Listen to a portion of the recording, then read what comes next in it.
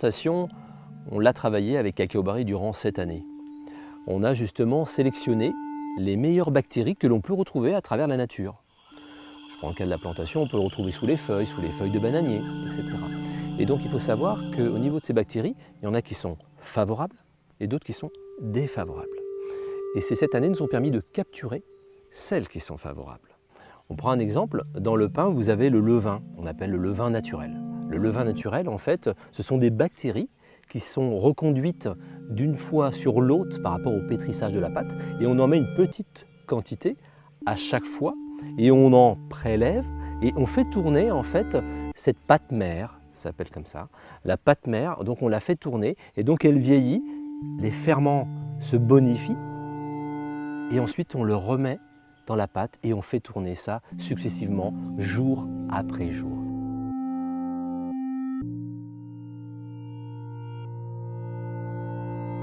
Et ces bactéries, ensuite, nous les prenons et nous les rajoutons donc dans les fèves avec le mucilage et donc on les mélange. On mélange un tout petit peu, d'ailleurs j'en ai un petit peu ici, hein, c'est tout simplement des bactéries naturelles, hein, tout ce qu'il y a de plus simple. Hein. D'ailleurs, j'ai goûté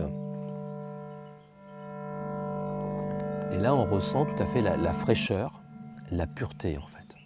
Donc ces bactéries, elles sont des bactéries que nous rajoutons tout simplement dans les fèves de cacao où elles sont entourées de mucilage et ça permet d'avoir un bénéfice en termes de qualité et en fait quelque part de démarrer parfaitement justement cette fermentation exceptionnelle qui permettra d'avoir un chocolat avec un goût également exceptionnel.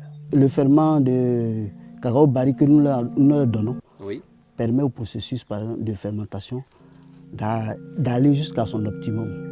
Et donc d'avoir tous les goûts, tous les arômes qu'on cherche à travers les fèves, c'est que nous allons avoir à la fin.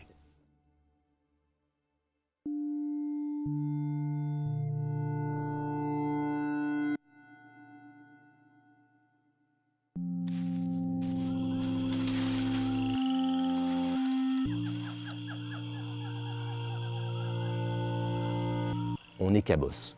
La cabosse, on récupère les fèves, on les met dans un four, c'est comme ça que nous appelons en Afrique. En fait, c'est tout simplement un récipient, un grand récipient avec des feuilles de bananier, avec une fleur naturelle qui va nous aider à faire fermenter justement ce cacao.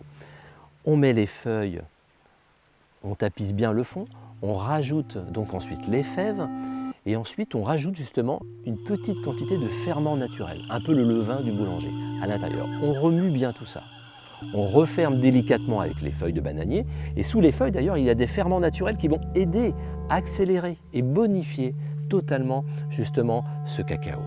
Au bout du 3e jour, nous allons ouvrir donc simplement les feuilles de bananier, on va découvrir le cacao et là à ce moment-là on sent déjà le cacao. Donc c'est le début en fait de cette fermentation, de cette transformation exceptionnelle. Alors on remue bien. Ensuite, on reprend les feuilles de bananier, on recouvre tel un lit presque de feuilles de bananier et puis ensuite on laisse une journée supplémentaire. Donc le travail se fait encore durant à peu près 24 heures.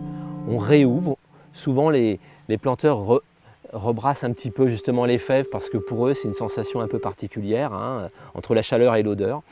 Ils extraient directement du four ces fèves et ensuite ils vont les étaler sur ce qu'on appelle des claies.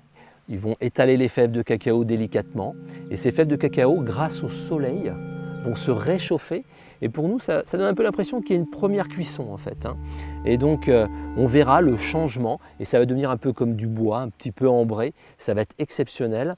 Et puis après, simplement au bout de à peu près 3-4 jours, on pourra casser les fèves et retrouver vraiment ce qu'on appelle nous le cacao le plus pur, grâce justement à cette fermentation et surtout des couleurs exceptionnelles.